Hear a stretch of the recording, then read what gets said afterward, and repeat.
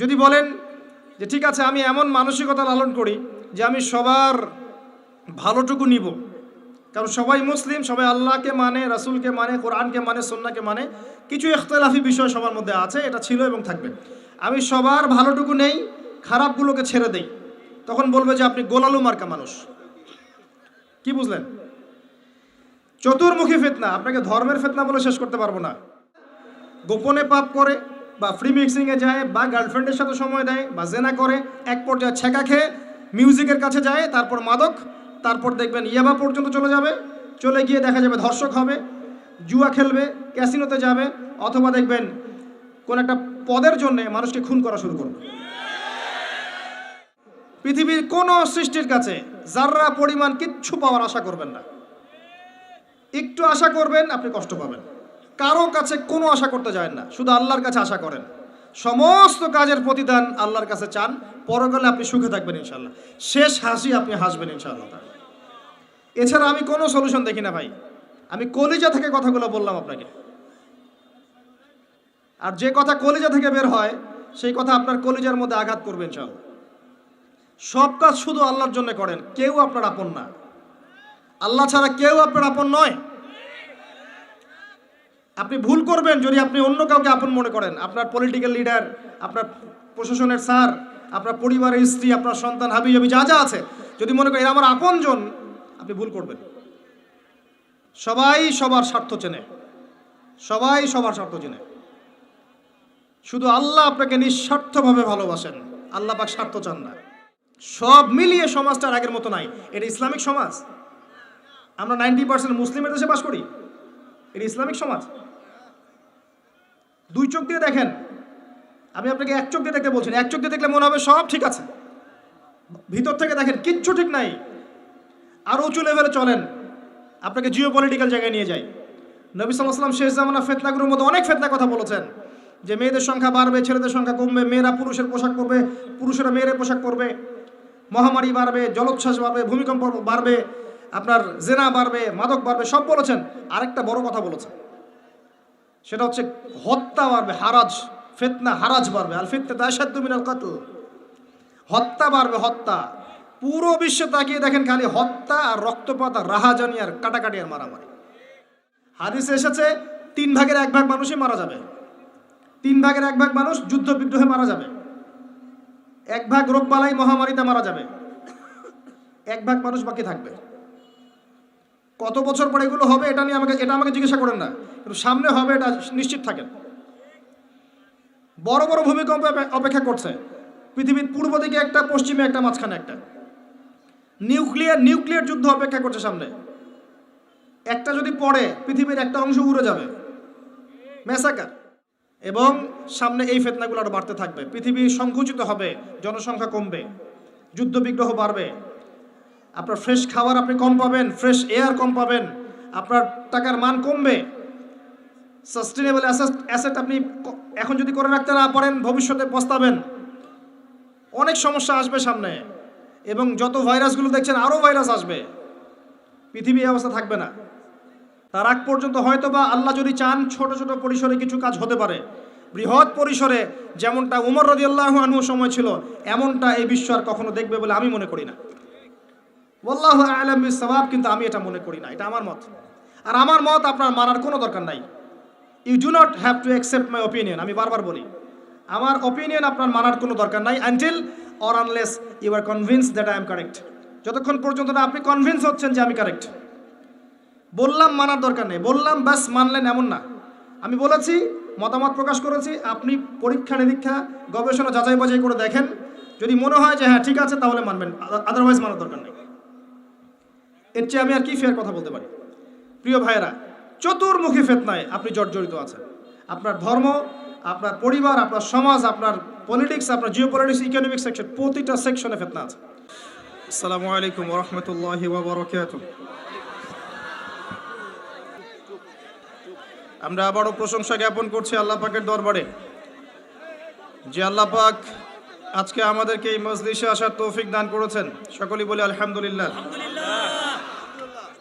দরুদ এবং সালাত বর্ষিত হোক মহান আল্লাহ প্রেরিত সর্বশেষ নবী এবং চূড়ান্ত নবী মানবতার মুক্তির দূত মুহাম্মদুর রাসূলুল্লাহ সাল্লাল্লাহু আলাইহি ওয়াসাল্লামের প্রতি আমরা সবাই দরুদ শরীফ পড়ি। আল্লাহুম্মা সাল্লি আলা মুহাম্মদ ওয়া আলা আলি মুহাম্মদ কামা সাল্লাইতা আলা ইব্রাহিম ওয়া আলা আলি ইব্রাহিম ইন্নাকা হামিদুম মাজিদ। আল্লাহুম্মা বারিক আলা মুহাম্মদ ওয়া আলা আলি মুহাম্মদ কামা বারাকতা আলা ইব্রাহিম ওয়া আলা আলি ইব্রাহিম ইন্নাকা হামিদুম মাজিদ। এই রাত 12:30টার সময় পুরো মাঠ ভর্তি করে মানুষ বসে আছেন দিনের কিছু কথা শোনার জন্য এবং জানার জন্যে।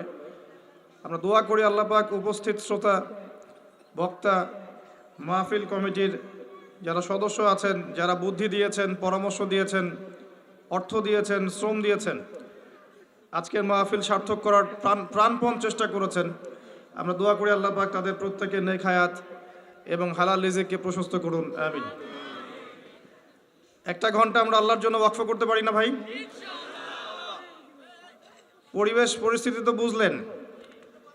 এরকম অবস্থায় যদি আমি সূরা আরাফের 179 নম্বর আয়াত তেলাওয়াত করি, তাহলে মিডিয়া আমাকে বিতর্কিত করা শুরু করবে। কি আয়াত? লাহুম কুলুবুন লা ইয়াফকাহুনা বিহা। কিছু মানুষ আছে যাদেরকে আল্লাহ পাক কলব দিয়েছেন, উপলব্ধি করে না। ওয়া লাহুম আযানুন লা ইয়াসমাউনা বিহা। কান দিয়েছেন আল্লাহ পাক, শুনতে চায় না। ওয়া লাহুম আ'য়ুনুন লা ইউবসিরুনা বিহা। আল্লাহ পাক কিছু মানুষকে চোখ দিয়েছেন, তারা দেখতে চায় না। আল্লাহ বলছেন উলাইকা কাল আনআম, এরা হচ্ছে গবাদি পশুর মতো। বাল হুম আদাল, আল্লাহ বলছেন বরং তার চাইতেও এরা নিকৃষ্ট। ওয়া উলাইকা হুমুল গাফিলুন, এরা হচ্ছে গাফেল সম্প্রদায়। আল্লাহর কথা এটা। কিছু মানুষ সম্পর্কে আল্লাহ পাক এই কথা বলেছেন, কিছু মানুষ সম্পর্কে। আমি বলছি না আপনার সম্পর্কে বলেছেন, আমি বলছি আল্লাহ পাক কিছু মানুষ সম্পর্কে এই কথা বলেছেন যে কিছু মানুষকে আল্লাহ পাক কলব দিয়েছেন, কলব, হৃদয়, অন্তর, উপলব্ধি করতে চায় না। আল্লাহ পাক কান দিয়েছেন, কান, শুনতে চায় না। আল্লাহ পাক চোখ দিয়েছেন, চোখ, দেখতে চায় না। যাদেরকে এগুলো দেওয়ার পরেও তারা আল্লাহর নিদর্শন দেখছে না, উপলব্ধি করছে না, বুঝতে চেষ্টা করছে না, আল্লাহ পাক তাদেরকে বলেছেন তারা মানুষের কাতারে পড়ছে না। আল্লাহ পাক বলছেন তারা জীবজন্তুর মতো, বাল হুম আদল, বরং তার চেয়েও নিকৃষ্ট। আমরা যে বা যারাই দিনের সাথে সম্পৃক্ত, দিন ইসলামের সাথে সম্পৃক্ত, আমাদের দ্বারা এমন কোনো স্বভাব আশা করা যায় না যে আমরা কলব থাকতেও বুঝবো না, কান থাকতেও শুনবো না, চোখ থাকতে দেখবো না। এটা তাদের জন্য শোভা পায় যাদের কাছে ইসলামের মতো ধর্ম নাই। যাদের কাছে ইসলাম আছে, কোরআন আছে এবং সুন্নাহ আছে, তাদের জন্য শোভা পায় না যে আমরা এমন হব যে আমরা আমাদের ইন্দ্রিয়গুলোকে কাজে লাগাবো না। 1 ঘন্টার মাহফিলের প্রত্যেকটা সেকেন্ড মূল্যবান। একে তো আপনারা কষ্ট করে এখানে এসেছেন, দিনের 2টা কথা শুনবেন, জানবেন, আমল করার এই নিয়তে এসেছেন। যে আসছে কিছু কথা বলার জন্য, সেও 5-6 ঘন্টা সফর করে আসছে। এই সফরের আর 2 ঘন্টা যদি ওকে তাকে জ্যামে বসে থাকতে হয়, তাহলে কি অবস্থা? তাহলে চিন্তা করেন। মাহফিল শেষ হলে কিন্তু আপনারা চলে যাবেন, তা আমাকে কিন্তু আবার 6 ঘন্টা সফর করে যেতে হবে। আমি কিন্তু রাস্তায় রাত কাটাবো, এটা কিন্তু সবাই বুঝবে না। মনে করবে যে 1 ঘন্টা আসবে, লেকচার দিবে, চলে যাবে। এমন কি 5 ঘন্টা জার্নি করে আসতে হবে, আবার রাতে আবার 5 ঘন্টা জার্নি করে যেতে হবে। আপনারা বাসায় গিয়ে ঘুমাবেন, আমি কিন্তু রাস্তায় ঘুমাবো। কথাটা কি বুঝতে পারছেন? প্রত্যেকটা বিষয়ের পিছনে মুজাহাদার দরকার আছে, ইফোর্ট দিতে হয়, শ্রম দিতে হয়। এখন যদি আমাদের অজ্ঞতার কারণে এই সাজানো গোছানো প্ল্যাটফর্মগুলো নষ্ট হয়ে যায়, তাহলে এই আয়াতগুলো তেলাওয়াত করলে কি আমার দোষ হয়ে যাবে? আমরা সুশৃঙ্খল জাতি, যেটা কমেন্ট দেওয়া হবে ফলো করবে, সিম্পল। মুসলিম জাতি এমন, সামি'না ওয়া আতা'না, শুনলাম মানলাম। এবং আমাদের ভুলের কারণে যখন দায়ীদের, আলেমদের বা বক্তাদের, আল্লাহর রাস্তার যারা মুজাহিদ বা মুবাল্লিগ, তাদের যদি ক্ষতি হয়, তাদের মান সম্মানের, তাদের অর্থ সম্পদের, তাদের আহাল পরিবারের, তাদের জীবনের যদি ক্ষতি হয়, এই ক্ষতির দায়ভার কে বহন করবে? শত শত মানুষ মিলে কি একজন আলেমের জায়গা দখল করতে পারবে? শত শত মিডিয়া কর্মী মিলে কি একজন আল্লাহর রাস্তার মুজাহিদের জায়গা দখল করতে পারবে?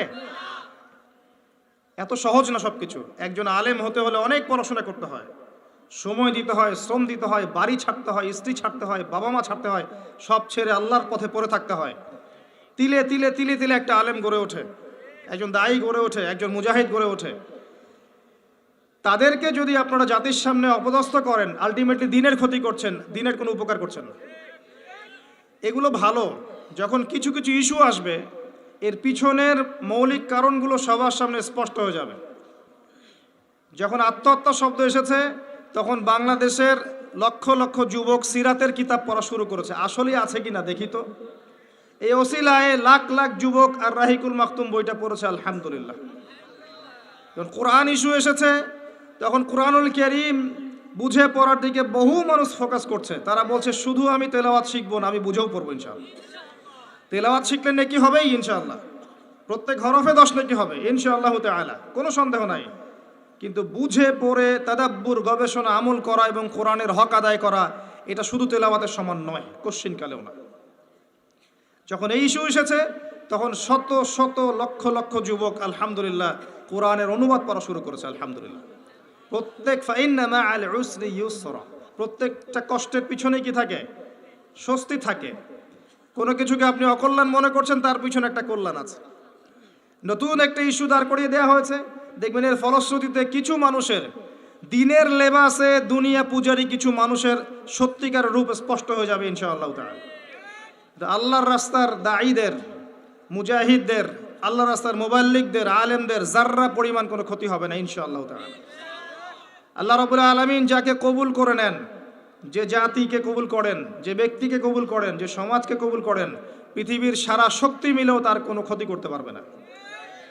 কবুলিয়াত আল্লাহর পক্ষ থেকে আসে, কোনো ষড়যন্ত্র কবুলিয়াতকে ধ্বংস করতে পারে না। ইব্রাহিম আলাইহিস সালাম জীবিত নেই, তার আদর্শ কিয়ামত পর্যন্ত থাকবে ইনশাআল্লাহ।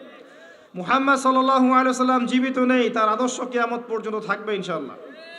আমাদের ইমাম আবু হানিফা রাহিমাহুল্লাহ, তাকে জেলখানায় বিষ প্রয়োগে হত্যা করা হয়েছে। আজকে কি হানাফি মাযহাব মরে গেছে? ইমাম আহমদ বিন হাম্বল রাহিমাহুল্লাহকে পিটানো হয়েছে, রাস্তায় রাস্তায় ঘোরানো হয়েছে। তার কি হাদিসের সমস্ত কিতাব নষ্ট হয়ে গেছে? ইমাম বুখারী, মুসলিম, তিরমিজি, নাসাই, আবু দাউদ, ইবনে মাজাহ কেউই নেই জীবিত। তাদেরকে পারিবারিক, সামাজিক, অর্থনৈতিক, রাষ্ট্রীয় সমস্ত নির্যাতন সহ্য করতে হয়েছে। তারপরেও কি তাদের আদর্শ থেমে গেছে? এত দূরে যাচ্ছেন কেন? ইসলামিক যখন খিলাফা ছিল তখন ইসলামের খিলাফা প্রতিষ্ঠার জন্য যেসব আলেমরা, যেসব রাষ্ট্রনেতারা, যেসব সামাজিক নেতারা কাজ করেছিল, বীর যোদ্ধারা, তাদের স্মৃতিকে মানুষ ভুলে গেছে? সাহাবায়ে কেরাম রাদিয়াল্লাহু আনহুম আজমাইন, তাদের রেখে যাওয়া আদর্শকে মানুষ ভুলে গেছে? মানুষ পৃথিবী থেকে চলে গেলেই যে তার আদর্শ চলে যাবে এমন নয়। আল্লাহ যাকে কবুল করবেন তার কথা, তার কর্ম, তার লিখনি, তার মুজাহাদা কিয়ামত পর্যন্ত থাকবে ইনশাআল্লাহ তাআলা। এটাই কবুলিয়াত। এটাকে ভিতরে এবং বাহিরে ষড়যন্ত্র দিয়ে নষ্ট করা যাবে না ইনশাআল্লাহ। আল্লাহ রাব্বুল আলামিন যদি আপনার সাথে থাকেন এবং আপনি যদি হকপন্থী হন, আপনি যদি অনেস্ট হন, সৎ হন এবং হক হয়ে থাকেন, এবং আল্লাহ যদি আপনার সাথে থাকেন, আল্লাহ যদি জানেন যে আপনি সত্য, আপনি হক, বাকিরা বাতিল, বাতিল শক্তি একসাথে মিলেও আপনার যাররা পরিমাণ ক্ষতি করতে পারবে না। আপনাকে আল্লাহ পাক নিশ্চিত মৌতের হাত থেকে ফিরিয়ে আনতে পারবেন ইনশাআল্লাহ। কিন্তু আপনি যদি ডিসঅনেস্ট হন, অসৎ হন, আপনার ভিতরে মিথ্যা থাকে, কপটতা থাকে, হিংসা থাকে, অহংকার থাকে, আপনার ভিতরে দোষ থাকে, আল্লাহ জানেন যে আপনি দোষী, তাহলে এত শক্তির দরকার নাই, নিজের ঘরের মধ্যেই আপনি অপদস্থ হয়ে যাবেন। আমরা আল্লাহর প্রতি তাওয়াক্কুল করছি, আল্লাহ পাক আমাদেরকে তার পথে কবুল করুন এবং আল্লাহ পাক আমাদের সবাইকে সুশৃঙ্খল জাতি হওয়ার তৌফিক দান করুন। আল্লাহ পাক আমাদের সবাইকে নিজেদের জান, মাল, সময়, শ্রম ব্যয় করে দ্বীন ইসলামের খেদমত করার তৌফিক দান করুন। আল্লাহ পাক দৃশ্য অদৃশ্যের সমস্ত অনিষ্ট থেকে আল্লাহ পাক আমাদের আপামর জনসাধারণকে, আমাদের সরকারকে, আমাদের প্রশাসনকে, আমাদের দায়ীদেরকে, আমাদের আলেমদেরকে, আমাদের যুবকদেরকে, যুবতীদেরকে সবাইকে হেফাজত করুন, আমিন। আসুন, আজকে আমি জ্যামটাকে কাজে লাগানোর চেষ্টা করছিলাম। জ্যামে যদি বসে থাকেন সময়টাকে কাজে লাগাতে পারে, নাসিহা করছি। ওই সময়ের মধ্যে আপনি তাসবিহ তাহলিল করতে পারেন, জিকির আজগার করতে পারেন, কোরআন তেলাওয়াত করতে পারেন। আজকে আমি ভাবছিলাম যে আপনাদেরকে কি বলবো, কি এমন বলবো যে কথাটা বললে 1 ঘন্টার মাহফিলের হকটা আদায় হবে। আমি এখানে বসে গাল গল্প কেচ্চা কাহিনী করতে পারি, যদি এই কাজটা করি তাহলে আদৌ এই মাহফিলের হক আদায় হবে না। হবে? আমরা বেশিরভাগ সময় এগুলোই করছি। মাহফিলে বসে আমরা যা করছি, কেচ্চা কাহিনী শোনাচ্ছি, গাল গল্প করছি, অলিক কথাবার্তা বলছি, একে অপরের সমালোচনা করছি, একটা কনস্ট্রাকটিভ লেকচার দেওয়ার চেষ্টা করছি না। একটা গঠনমূলক কথা বলতে 1 ঘন্টার দরকার হয় না আসলে, জানেন? বিদায় হজের ভাষণ নবী সাল্লাল্লাহু আলাইহি ওয়াসাল্লাম দিয়েছেন, দেন নাই? 15 থেকে 20 মিনিটের ভাষণ। কত মিনিট? হায়েস্ট হবে 15 থেকে 20 মিনিট বা আধা ঘন্টার ভাষণ। কয়েকটা ভাষণ ছিল, তার মধ্যে একটা মেজর ভাষণ আছে। এই আধা ঘন্টার ভাষণে নবী সাল্লাল্লাহু আলাইহি ওয়াসাল্লাম যা বলেছেন, আমি সারা জীবনে সে কথা বলে শেষ করতে পারবো না। আল্লাহু আকবার। গঠনমূলক কথা হলে, মৌলিক কথাগুলো যদি মানুষের কাছে বলা যায়, এত বেশি সময়েরও দরকার হয় না। আর একটা মাহফিলের মধ্যে সব বিষয় বলা তো সম্ভব না। সম্ভব? কিছু মৌলিক বিষয় উপস্থাপন করা সম্ভব, যেগুলো পরবর্তীতে আপনারা খুতবায় শিখবেন, দার্সে শিখবেন, আপনার তালিমে শিখবেন, অন্যান্য অনেক যে অপশনগুলো আছে এগুলোতে শিখবেন, বিস্তারিত মাহফিলে শিখবেন মৌলিক বিষয়গুলো। এতে করে জনগণকে ইসলামের ক্ষেত্রে উজ্জীবিত করে রাখা হয় যে ইসলাম এখনও টিকে আছে জমিনের মধ্যে, এবং ইমানের চর্চা হয়, রিচার্জ হয়। আমার জন্যও হয়, আপনার জন্য হয়। আল্লাহ পাক আমাদের সবাইকে ইমান তাজা করার তৌফিক দান করুন। চতুর্দিকে একটু তাকাবেন, এবং তাকানোর জন্য আমি আপনাকে বলবো 2টা চোখ খুলতে হবে। আমাদের কি 2 চোখ আছে? জি, আমাদের 2টা চোখ আছে। আমি যদি বলি আবু জেহেল, নাম শুনেছেন? আলী রাদিয়াল্লাহু আনহু, নাম শুনেছেন? আবু জেহেল নবী সাল্লাল্লাহু আলাইহি ওয়াসাল্লামের উপরে নাজিলকৃত কোরআনকে চিনতে পারলো না। পারলো? আলী রাদিয়াল্লাহু আনহু পারলেন। বাহ্যিকভাবে তাদের 2 জনের চোখে কি কোনো সমস্যা আছে? আবু জেহেল চোখে দেখতে পায়, আলী রাদিয়াল্লাহু আনহু পায়। 2 জনকে ডাক্তারের কাছে পাঠান, ডাক্তার বলবে 2 জনের চোখই সমান, কোনো সমস্যা নাই। ঠিক না ঠিক? কিন্তু আবু জেহেলের কোন চোখ অন্ধ, যেই কারণে সে সত্যকে চিনতে পারলো না? উত্তর দেন। কোন চোখ? কলবের চোখ। লাহুম কুলুবুন লা ইয়াফকাহুনা বিহা, এই যে কলবের চোখ। সর্বপ্রথম আমাদের কলবের চোখটাকে আগে জিন্দা করতে হবে, যদি আপনি চতুর্দিকের ফিতনাগুলোকে রিকগনাইজ করতে চান। শুধু বাইরের চোখ দিয়ে আপনি কোশ্চিন কালেও সব বুঝতে পারবেন না। বাইরের চোখ দিয়ে আপনি দেখবেন পরিবার সুন্দর আছে, পরিবারে বাড়ি হচ্ছে, গাড়ি হচ্ছে, টাকা পয়সা হচ্ছে, সব ঠিক আছে, পরিবার সুন্দর, মাশাআল্লাহ। বাইরের চোখ দিয়ে আপনি দেখবেন আপনি 5 ওয়াক্ত নামাজ পড়ছেন, জুমার দিন যাচ্ছেন, ঈদের দিন যাচ্ছেন, রমজান মাসে রোজা রাখছেন, সুযোগ পেলে হজ উমরা করছেন, আপনি মাশাআল্লাহ পাক্কা মুসলিম মনে হবে আপনার কাছে। বাহ্যিক চোখ দিয়ে দেখলে মনে হবে আমি ইকোনমিক লাইফে খুব ভালো, ব্যবসা করে খাচ্ছি, একটু সুদ না হয় খাচ্ছি, ঘুরিয়ে ফিরিয়ে এটাকে জায়েজ করে নিচ্ছি, একটু না হয় মানুষের সম্পদ নিয়েই নিলাম, তার জন্য দোয়া করে দিব, কি সমস্যা? বাহ্যিক চোখ দিয়ে দেখলে আপনার কাছে মনে হবে ঠিক আছে আমি হালাল খাচ্ছি, হারামের লেশমাত্র নাই আমার রিজিকের মধ্যে। বাহ্যিক চোখ দিয়ে আপনি দেখলে মনে করবেন বিশ্ব এগিয়ে যাচ্ছে, বিশ্বের অর্থনীতি, রাজনীতি সব এগিয়ে যাচ্ছে, আপনার কাছে মনে হবে এমন, মনে হবে মানুষ পৃথিবী ধ্বংস হয়ে গেলে এরপর মঙ্গল গ্রহে গিয়ে থাকবে, তারপর আরেকটা গ্রহে থাকবে, তারপর আরেকটা গ্রহে থাকবে, মানুষের মৌত হবে না। এগুলো মনে হবে বাহ্যিকভাবে। বিশ্ব এগিয়ে যাচ্ছে, আমরাও এগিয়ে যাচ্ছি, এখন সায়েন্সের যুগ, টেকনোলজির যুগ, সায়েন্টিফিক রেভলিউশনের যুগ, একটা উন্নত সভ্যতা আমরা বাস করছি, আপনার কাছে মনে হবে যদি বাহ্যিক চোখ দিয়ে সব দেখেন। কিন্তু ভেতরের চোখ দিয়ে দেখলে আপনি বুঝতে পারবেন, বাহ্যিক জ্ঞান এবং ভেতরের চোখ দিয়ে দেখলে বুঝতে পারবেন প্রতিটা সেকশনে আপনি ফিতনায় জর্জরিত আছেন। আমি আপনাকে আজকে প্রথমে কিছু ফিতনার দিকে নিয়ে যাব, তারপরে আমি সলিউশনের দিকে আসার চেষ্টা করব কি করা যেতে পারে। যদিও আমি আপনাকে 100% সলিউশন দিতে পারবো না, কারণ আমার সেই জ্ঞানও নাই, সেই ইলম ও প্রজ্ঞা আমার মধ্যে নাই, এবং আমি নিজেকে যোগ্যও মনে করি না। প্রত্যেককে যার যার জায়গা থেকে ভাবতে হবে যে সলিউশন কি হতে পারে। কারো দিকে যদি তাকিয়ে থাকেন মুকাল্লিদের মতো আপনি ব্যর্থ হবেন, কারণ সবাইকে সঠিক পথ দেখানোর মতো মানুষের খুব অভাব এখন। যাদেরকে মনে হচ্ছে আপনার জাতির কাণ্ডারি, দাড়ি টুপির লেবাসে, ভিতরে ইসলাম নাও থাকতে পারে, আপনি জানেন না। অতএব নিজ নিজ ফিকির নিজেকে করতে হবে।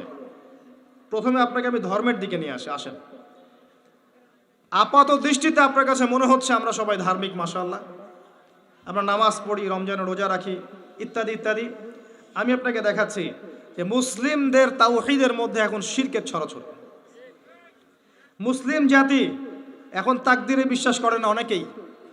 মুসলিমদের মধ্যে অনেকে বের হয়েছে যারা মুহাম্মদ সাল্লাল্লাহু আলাইহি ওয়াসাল্লামকে শেষ নবী হিসেবে মানে না। জি, আপনি অবাক হচ্ছেন? নাম শুনেন নাই? মুসলিমদের মধ্যে এমন অনেকে আছে যারা বলে আমরা মুসলিম, এমনকি বলে আমরা হানাফি মাযহাব ফলো করি, নাউযুবিল্লাহ। এবং এরপরে বলে যে মুহাম্মদ সাল্লাল্লাহু আলাইহি ওয়াসাল্লাম নবী ছিলেন, কিন্তু শেষ নবী না, আরও নবী আসতে পারে।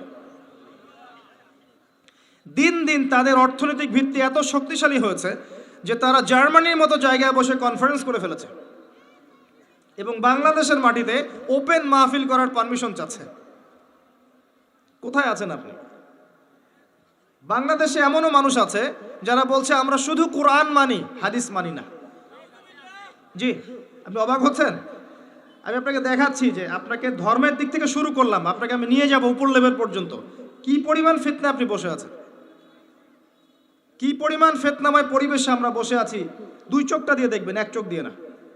আর দুই চোখের কথা মনে পড়লেই একজনের কথা মনে পড়ে আমার, তিনি হচ্ছেন খিদির আলাইহিস সালাম। কি নাম? কোন সূরা আছে কথা? সূরা কাহফে আছে, বাসায় গিয়ে পড়বেন। নবী মুসা আলাইহিস সালাম একটা ভাষণ দিচ্ছিলেন, আর একজন উঠে দাঁড়িয়ে বললেন আপনি খুব চমৎকার ভাষণ দিচ্ছেন, আপনার চেয়ে কোনো জ্ঞানী মানুষ আছে পৃথিবীতে? নবী মুসা আলাইহিস সালাম বলেছিলেন না। আল্লাহ পাক ধরলেন তোমার চেয়ে জ্ঞানী মানুষ আছে, তার নাম খিদির। নবী মুসা আলাইহিস সালাম বললেন কোথায় তিনি? আমাকে ঠিকানা দেন, আমি তার সাথে সাক্ষাৎ করব, আমি তার কাছে জ্ঞান শিখব। তিনি সফর করলেন, অনেক লম্বা সফর। আল্লাহ পাক বললেন যেখানে দুইটা সাগর মিলিত হবে সেখানে তুমি তাকে পাবে। গিয়ে দেখলেন তিনি সেখানে বসে আছেন। বললেন আমি আপনার কাছে জ্ঞান শিখতে চাই। খিদির আলাইহিস সালাম বললেন তুমি আমার সাথে ধৈর্য ধরতে পারবে না। সুবহানাল্লাহ। তিনি বললেন ইনশাআল্লাহ আমি ধৈর্য ধরবো, আমাকে সাথে নেন। আচ্ছা ঠিক আছে চলো। যেতে যেতে নৌকা ফুটা করে ফেললেন। কে ফুটা করলেন? খিদির আলাইহিস সালাম। আর একটু সামনে গিয়ে একটা বাচ্চাকে হত্যা করলেন। আর একটু সামনে গিয়ে একটা দেয়ালকে নির্মাণ করলেন কোনো পারিশ্রমিক ছাড়াই। প্রত্যেকটা বার মুসা আলাইহিস সালাম বললেন এটা কেন করছেন, এটা কেন করছেন, এটা কেন করছেন। আর খিদির আলাইহিস সালাম কারণ পরে ব্যাখ্যা করলেন যে মুসা তোমার সাথে আমার আর পথ চলা হলো না, তবে কারণটা আমি বলে দিচ্ছি। কারণ হচ্ছে নৌকায় কারণে ফুটা করেছি, না হলে জলদস্যু নৌকা নিয়ে যেত। এই বাচ্চাকে হত্যা না করলে বাচ্চা বড় হয়ে বড় কাফের হতো, এবং দেয়াল নির্মাণ না করলে ওই দেয়ালের নিচে দুইজন এতিম বালকের পৈতৃক সম্পত্তি আছে, এটা মানুষ নিয়ে চলে যেত। বাহ্যিক চোখ দিয়ে মুসা আলাইহিস সালাম সব বুঝতে পারেননি, পেরেছেন? অন্তর্দৃষ্টি দিয়ে আল্লাহর নূর দিয়ে খিদির আলাইহিস সালাম দেখেছেন, তিনি বুঝতে পেরেছেন আসল ঘটনা কি। এটাই বলছি আপনাকে, প্রত্যেকটা মুসলিমকে এখন খিদির হতে হবে আলাইহিস সালাম। এক চোখ দিয়ে দেখলে হবে না, দুই চোখ দিয়ে দেখতে হবে। কিন্তু কলবের চোখ দিয়ে দেখার যোগ্যতা কিভাবে অর্জিত হবে, এটা একটা পয়েন্ট। প্রথম কথা হচ্ছে মনের মধ্যে থেকে হিংসা দূর করতে হবে। মনের মধ্যে থেকে খারাপ রিয়া, অহংকার, খারাপ রিপু দূর করতে হবে। তাসকি, আত্মশুদ্ধি লাগবে। মনের ভিতরে কারো জন্য কোনো বিদ্বেষ রাখা যাবে না। মনটা হতে হবে পবিত্র, সফট, সবার জন্য শুভাকাঙ্ক্ষী। সবার জন্য শুভাকাঙ্ক্ষী বলে যে আপনি হক কথা স্পষ্ট করে বলবেন না এমন নয়, হক হকই বলবেন। যদি বাতিলের গায়ে লাগে কিচ্ছু করার নাই।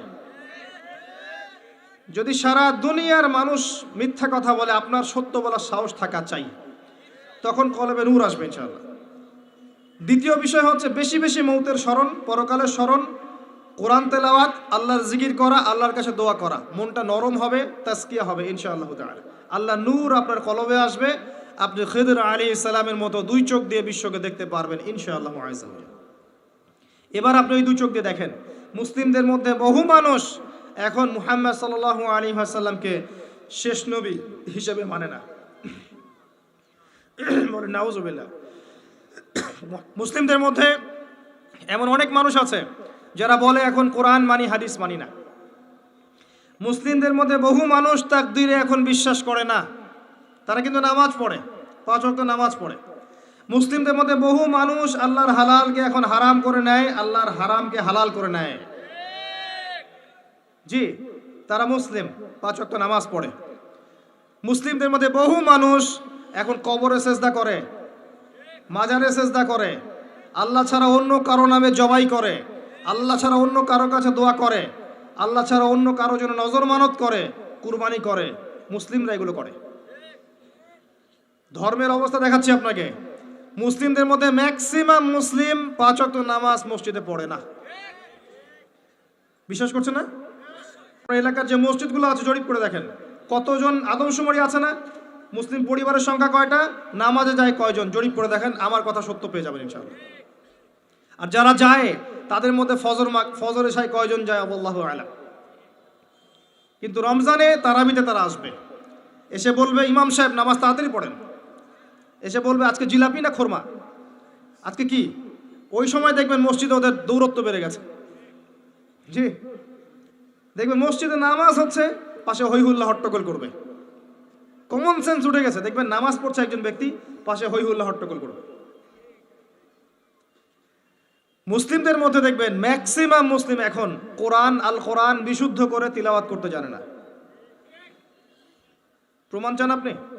জরিপ করেন বিশুদ্ধ করে। যারা পড়া জানে তাদের কতজনের পড়া সহি, এটা আলেমদেরকে জিজ্ঞাসা করলে বুঝতে পারবেন। আবার যারা হিফজ করেছে তাদের মধ্যে কত পার্সেন্ট কোরআনের অর্থ জানে, জরিপ করে বের করেন।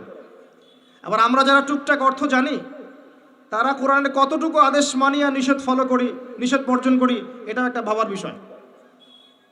আবার যারা আমরা কোরআনের হকগুলো আদায় করার চেষ্টা করছি, তারা কোরআনের কতটুকু দাওয়াত মানুষকে দেই, এইটাও একটা ভাবার বিষয়। সব মিলিয়ে সমস্যা আছে। আল কোরআন প্রথমত তিলাওয়াত করা শিখতে হয়। সবার জন্য আমভাবে তিলাওয়াত করা শেখাটা ফরজ।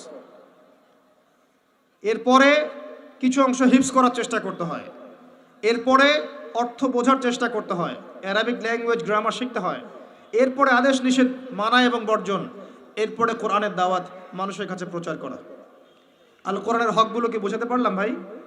আল্লাহ পাক আমাদেরকে আদায় করার তৌফিক দান করুন।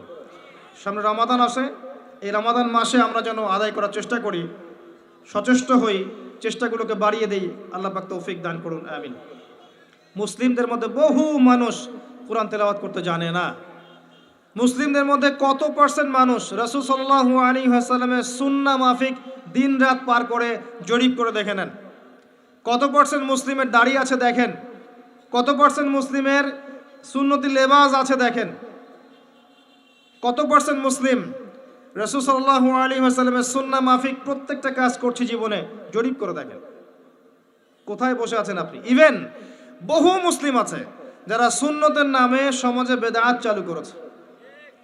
মানে আমিলা আমালান লাইসা আলাইহি আমরুনা ফাহুয়া রাদ। নবীজি বলেছেন, যে ব্যক্তি এমন কোনো কাজ করবে দিনের মধ্যে যার পক্ষে আমার কোনো প্রমাণ নাই বা কোনো আদেশ নাই, এটা রাদ, প্রত্যাখ্যাত।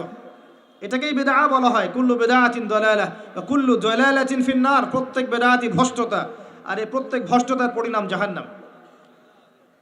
অনেক কাজ করি আমরা সুন্নত মনে করে, যেগুলো আসলে সুন্নত নয়। জি,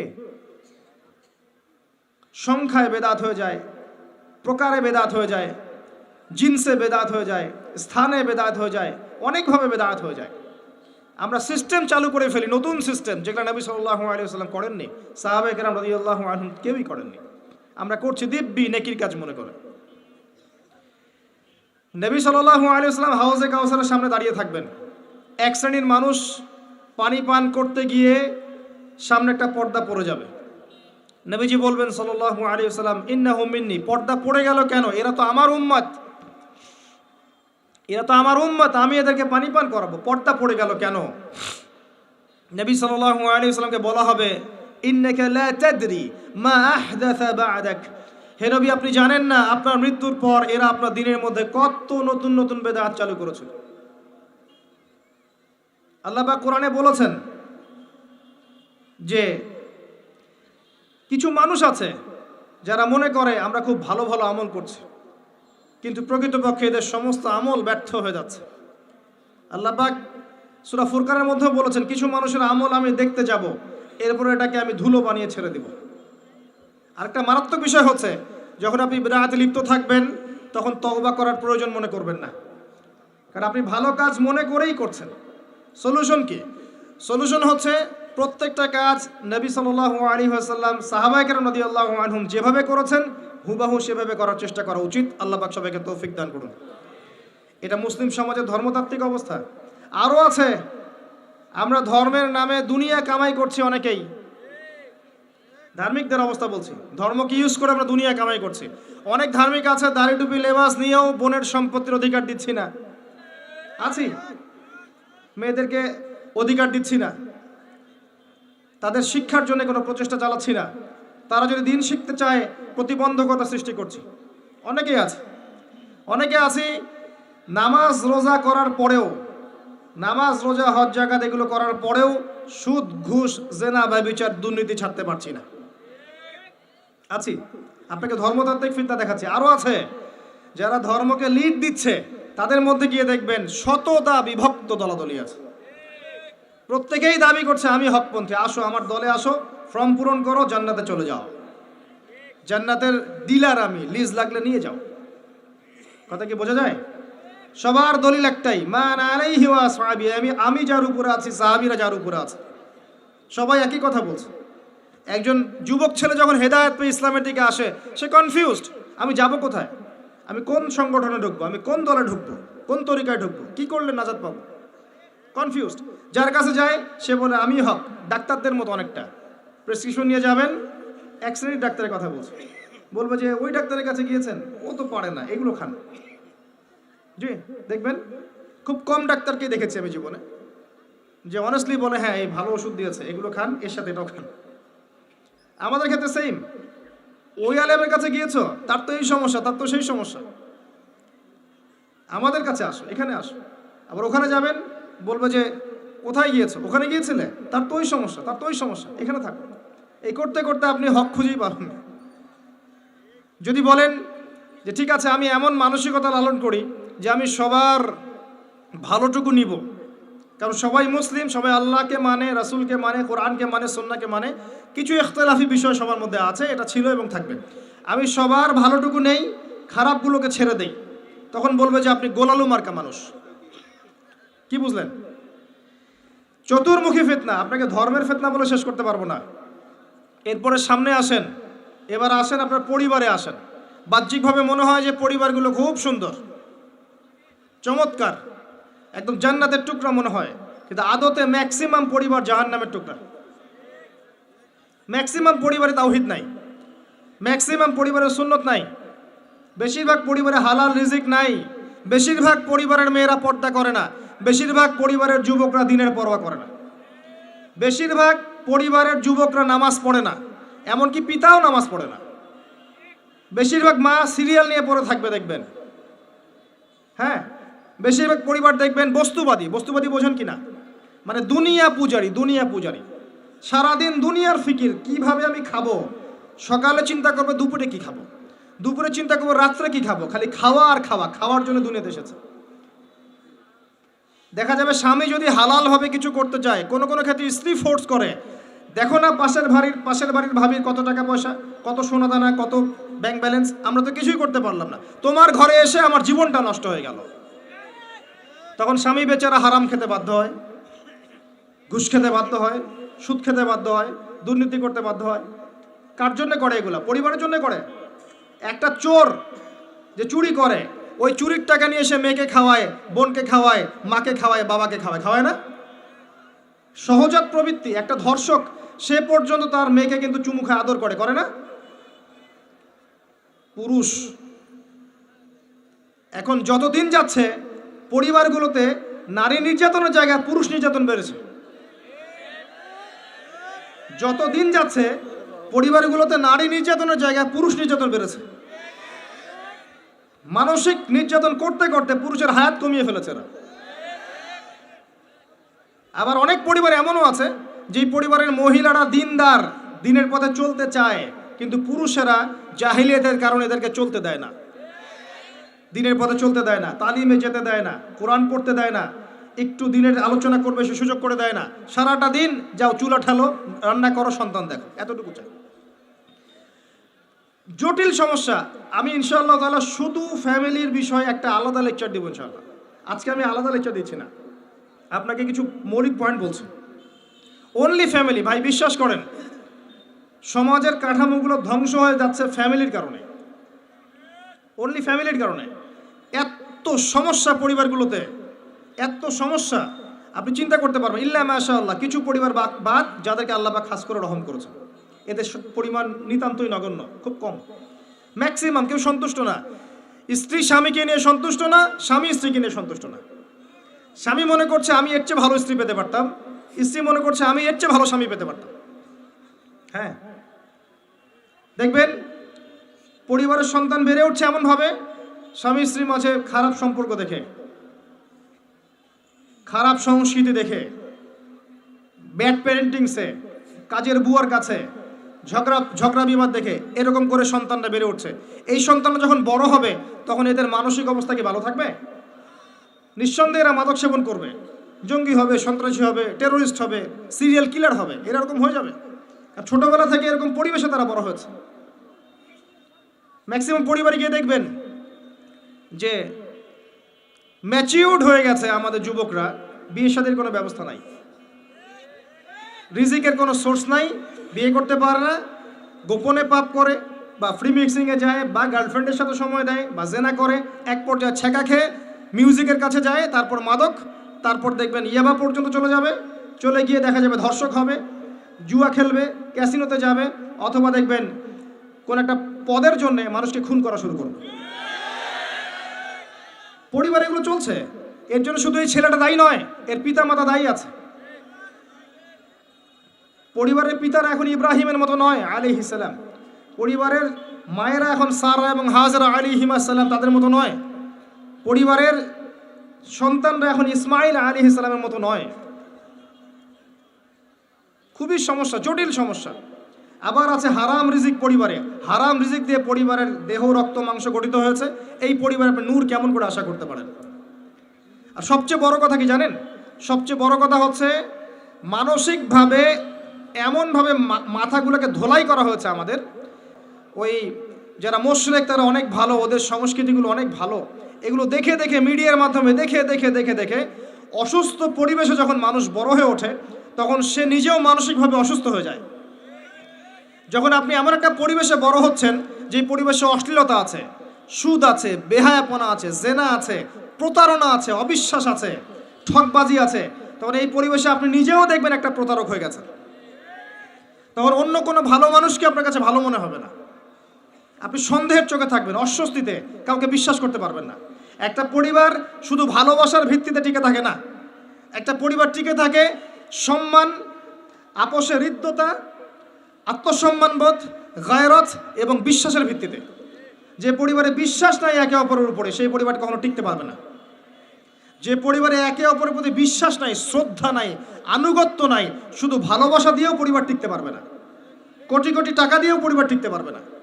পরিবারের সবার মাঝে হৃদ্যতার দরকার থাকে, মহব্বতের সাথে সম্মান থাকতে হয়, একজন একজনকে সম্মান করতে জানতে হয়, যার যার সম্মান তাকে তাকে দিতে শিখতে হয়, আনুগত্য থাকতে হয়, সামিআনা আতাআনা থাকতে হয়, প্রত্যেকটা বিষয়ে জেতার মানসিকতার থেকে সবর করার মানসিকতা থাকতে হয়।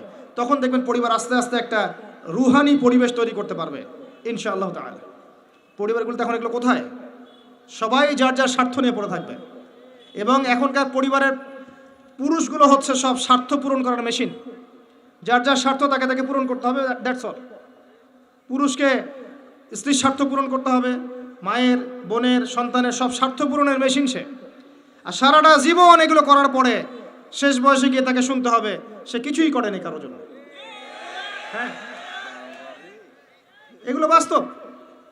কোথায় আছেন আপনি? এগুলোই বাস্তব। আর দেখবে সারাটা জীবন তাদের অভাব পূরণ করতে, চাহিদা পূরণ করতে এর হায়াতটাই শেষ করে ফেলেছে, দিনের জন্য কিছু করার সুযোগ হয়ে ওঠে নাই। লাস্টে কবরে যাওয়ার পরে দেখবেন সন্তান তার একটা বছরেও কবর জিয়ারত করতে আসে না। খুব জটিল অবস্থা ভাই। আমি ফিতনাগুলো নিয়ে খুব ভাবি এবং একটা সলিউশনই পাই, নিজে আমি একটাই সলিউশন পাই, যে এই যে জীবনটা আল্লাহ দিয়েছেন, সলাতি ইন্না সলাতি ওয়া নুসুকি ওয়া মাহইয়ায়া ওয়া মামাতি, এটাকে লিল্লাহি রাব্বিল আলামিন করতে হবে। মানে জীবনটা আল্লাহর, এখানে আমার কথা, আমার কাজ, আমার চলাফেরা, আমার পারিবারিক অ্যাটিটিউড, আমার পড়াশোনা, আমার দাওয়া, আমার দিনের জন্য মেহনত, যত কিছু আছে, সবর, আঘাত সহ্য করা, কষ্ট সহ্য করা ইত্যাদি, সব কিছু আল্লাহর সন্তুষ্টির জন্য করতে হবে। কারো কাছে, পৃথিবীর কোনো সৃষ্টির কাছে যাররা পরিমাণ কিচ্ছু পাওয়ার আশা করবেন না। একটু আশা করবেন, আপনি কষ্ট পাবেন। কারো কাছে কোনো আশা করতে যায় না, শুধু আল্লাহর কাছে আশা করেন। সমস্ত কাজের প্রতিদান আল্লাহর কাছে চান, পরকালে আপনি সুখে থাকবেন ইনশাল্লাহ। শেষ হাসি আপনি হাসবেন ইনশাআল্লাহ। এছাড়া আমি কোনো সলিউশন দেখি না ভাই। আমি কলিজা থেকে কথাগুলো বললাম আপনাকে, আর যে কথা কলিজা থেকে বের হয় সেই কথা আপনার কলিজার মধ্যে আঘাত করবে ইনশাআল্লাহ। সব কাজ শুধু আল্লাহর জন্য করেন, কেউ আপনার আপন না। আল্লাহ ছাড়া কেউ আপনার আপন নয়। আপনি ভুল করবেন যদি আপনি অন্য কাউকে আপন মনে করেন। আপনার পলিটিক্যাল লিডার, আপনার প্রশাসনের স্যার, আপনার পরিবারের স্ত্রী, আপনার সন্তান, হাবি জাবি যা যা আছে, যদি মনে করেন এরা আমার আপনজন, আপনি ভুল করবেন। সবাই সবার স্বার্থ চেনে, সবাই সবার স্বার্থ চেনে। শুধু আল্লাহ আপনাকে নিঃস্বার্থভাবে ভালোবাসেন, আল্লাহ পাক স্বার্থ চান না। সারাটা জীবন পাপ করে থাকলেও একটা বার দাঁড়িয়ে খালি বলেন আল্লাহ আস্তাগফিরুল্লাহ ওয়া আতুবু ইলাইহি, মন থেকে বলেন আল্লাহ আমি ভুল করেছি, আল্লাহ আমাকে মাফ করে দাও। এক মুহূর্তের মধ্যে আল্লাহ পাক আপনার সমস্ত গুনাহগুলোকে নেকিতে পরিবর্তন করে দিবেন ইনশাআল্লাহ। আল্লাহ ছাড়া কেউ নাই আপন। আল্লাহর জন্য খালেস করে ফেলেন নিজেকে, তার দিনের জন্য চেষ্টা করেন। তার দিন আজকে অবহেলিত, তার দিন আজকে অপদস্থ। সারা বিশ্বের বুকে আজকে মুসলিমরা নির্যাতিত, নিপীড়িত। দিনকে এগিয়ে নেওয়ার জন্য কিছু করেন। আপনার ক্ষুদ্র ক্ষুদ্র প্রচেষ্টা ইনশাআল্লাহ আগামী দিন ইসলামের বড় বিজয় নিয়ে আসবে। দিনের জন্য খালেস করে ফেলেন নিজেকে। আপনার সময় আছে এখন, জ্ঞান অর্জন করেন, জ্ঞান অর্জন করেন, পড়াশোনা করেন, আলেম ওলামার কাছে গিয়ে ক্লাসিক্যাল বইগুলো পড়েন, প্রজেক্ট রেডি করেন, দাওয়াতি কাজ করেন, বই লিখেন, বক্তব্য দেন, দিনের জন্য করেন। আপনাকে আপনার দুনিয়া আল্লাহ গুছিয়ে দিবেন ইনশাআল্লাহ। দুনিয়া আল্লাহ গুছিয়ে দিবেন ইনশাআল্লাহ। আপনি দিনের জন্য খালেস করে ফেলেন নিজেকে, আল্লাহর দিনের হয়ে যান, এবং দুনিয়া যে কাজগুলো করবেন শুধু আল্লাহ সন্তুষ্টির জন্য করবেন, কারো কাছে কিচ্ছু পাওয়ার আশা করবেন না। দেখবেন ইনশাআল্লাহ আপনি সুখে থাকবেন। একটা পর্যায়ে গিয়ে নূহ আলাইহিস সালামকে বলতে হয়েছে রব্বি আন্নী মাগলুবুন ফান্তাসির। আল্লাহ 950 বছর দাওয়াত দিলাম, মানুষ কথা শোনে না, মানুষ শোনেই না। 950 বছর দাওয়াত দিলাম, আল্লাহ আমার পরিবারের লোকও কথা শোনে না। আল্লাহ আমি পরাজিত, তুমি আমাকে সাহায্য করো। একটা পর্যায়ে গিয়ে লূত আলাইহিস সালামকেও তার স্ত্রী সন্তান ছেড়ে চলে যেতে হলো। একটা পর্যায়ে গিয়ে ইব্রাহিম আলাইহিস সালামকে তার বাবাকে ছেড়ে চলে যেতে হলো। একটা পর্যায়ে গিয়ে আসহাবুল কাহফকে সমাজ থেকে চলে যেতে হলো দূরে। একটা পর্যায়ে গিয়ে মুহাম্মদ সাল্লাল্লাহু আলাইহি ওয়াসাল্লামকে হিজরত করে চলে যেতে হলো, সাথে কেউ ছিল না। আল্লাহর জন্যে ভালোবাসা, আল্লাহর জন্যই বিচ্ছেদ। ইতিহাস তাদেরকে ভুলে যায় নাই। তো একটা পর্যায়ে গিয়ে মানুষ যখন আর পারে না, তখন প্রয়োজনে একা আল্লাহকে নিয়ে থাকতে হয়। এটাই আল্লাহ পাকের মারিফতের সর্বোচ্চ লেভেল। আল্লাহকে নিয়ে থাকেন, ইনশাআল্লাহ আপনি ভালো থাকবেন। রাসূলকে নিয়ে থাকেন, ভালো থাকবেন। তার সুন্নাহকে নিয়ে থাকেন, ভালো থাকবেন। তার দিনকে নিয়ে থাকেন, দিনের জ্ঞান অর্জন করেন, দিনটাকে প্রচার করার চেষ্টা করেন, দিনটাকে প্রতিষ্ঠা করার চেষ্টা করেন। দিন প্রতিষ্ঠা করলে কারো কোনো ক্ষতি হবে না। শৈথিল্যতাবাদী হবেন না, আবার চরমপন্থী হবেন না, জঙ্গি সন্ত্রাসী হয়ে যাবেন না। মধ্যম পন্থায় দিনটাকে নিয়ে এগিয়ে যাবেন, মধ্যম পন্থায় এগিয়ে যাবেন, ধীরে ধীরে সবরের সাথে। একটা লেকচারে বলেছিলাম, আমাকে 3টা নসিহত করেছিলেন একজন আলেম। বলেছিলেন প্রথমে জ্ঞান অর্জন করো, 1, 2, তারপরে তুমি ধৈর্য ধরা শিখো, আর 3 সাহসী হও। ভীরু কাপুরুষের জন্য জান্নাত নয়, তিনি বলেছিলেন। অতএব এভাবে চিন্তা করলে আপনি ইনশাআল্লাহ দুনিয়াতে ঠকবেন না, বা দুনিয়াতে ঠকলেও পরকালে আপনি জিতবেন ইনশাআল্লাহ। পরকালে আল্লাহ পাক আপনার প্রতিটা কষ্টের প্রতিদান দিবেন ইনশাআল্লাহ আযজা ওয়া জাল। আসুন আমরা সবাই যার যার জায়গা থেকে আল্লাহর হয়ে যাই, আল্লাহর জন্য নিজেকে খালেস করে দিই। আর আল্লাহর ভালোবাসা পেতে চাইলে তার রাসূলের আনুগত্য করতে হবে, তার সুন্নাহ মাফিক চলতে হবে। আল্লাহ পাকের ফরজ ওয়াজিবকে ভালোবেসে আদায় করেন। বিরক্ত হয়েন না, নামাজের আজান হচ্ছে বিরক্ত হয়ে যায় না। ভালোবেসে নামাজে যান, যে আল্লাহ আমার কাছে একটা ইবাদত চেয়েছেন, আমার রব, আমার সৃষ্টিকর্তা আমাকে একটা সুযোগ দিয়েছেন, আমার কাছে একটা ইবাদত চেয়েছেন, সিজদা চেয়েছেন। আল্লাহ আমার কাছে কি আর চেয়েছেন? তাওহীদ চেয়েছেন, সুন্নত চেয়েছেন, হালাল খাই এতটুকু চেয়েছেন, সাধ্যমতো দিনের খেদমত করে এটা চেয়েছেন। আল্লাহ পাক আমার জন্য জান্নাত রেখেছেন, আমি আল্লাহর জন্য করব না? আল্লাহ পাকের কাজগুলো ভালোবেসে করেন, আল্লাহ পাকে কাছে পাবেন ইনশাআল্লাহ তাআলা। দেখবেন যদি আপনি আল্লাহর হয়ে যান, আপনি মনে মনে কিছু চাইবেন, হাত উঠিয়ে চাওয়ার আগে আপনার সামনে আল্লাহ পাক সেটা হাজির করে দেবেন ইনশাআল্লাহ। বিশ্বাস হচ্ছে না আপনার কথা, আমার কথা? আমার জীবনে শত শতবার এই ঘটনা ঘটেছে। মনে মনে চিন্তা করছি যে এটা দরকার, এটা হলে ভালো হতো, এমনকি এমনও চিন্তা করছি এটা খেতে ইচ্ছা করছে, সামনে গিয়ে দেখে হাজির। একটা কথা মিথ্যা বানিয়ে বলছি না, আল্লাহর কসম। এমনও হয়েছে যে আমি মনে মনে চিন্তা করেছি যে এটা খেতে ইচ্ছা করছে, খেতে পারলে ভালো লাগতো, যেখানে গিয়েছি দেখি সেই বাড়ির মালিক সেটা সার্ভ করেছে। এমন একটা ঘটনা আপনাকে বলি যে আমি এক জায়গায় যাচ্ছি, জিজ্ঞাসা করছি যে কি রান্না করছো, বলছে খিচুড়ি রান্না করছে। ঠিক আছে, খুব খুশি, খিচুড়ি খাবো বাসায় গিয়ে। কোনো একটা কারণে রাস্তায় আমার একটা বিপদ হলো। বিপদ হওয়ার পরে আমি বাসায় যেতে পারলাম না, কোনো একটা জায়গায় আমাকে থাকতে হলো অল্প সময়। সেখানে আমার পরিচিত তিনি ভাই, সে আমাকে বলছে কিছু খেয়ে নেন। ঠিক আছে, কি আছে নিয়ে আসেন। খাবার নিয়ে আসা হলো, দেখলাম খিচুড়ি। কথা কি বুঝতে পারছেন? দেখে আমার চোখ দিয়ে এক ফোঁটা পানি পড়লো খাবারের উপরে, যে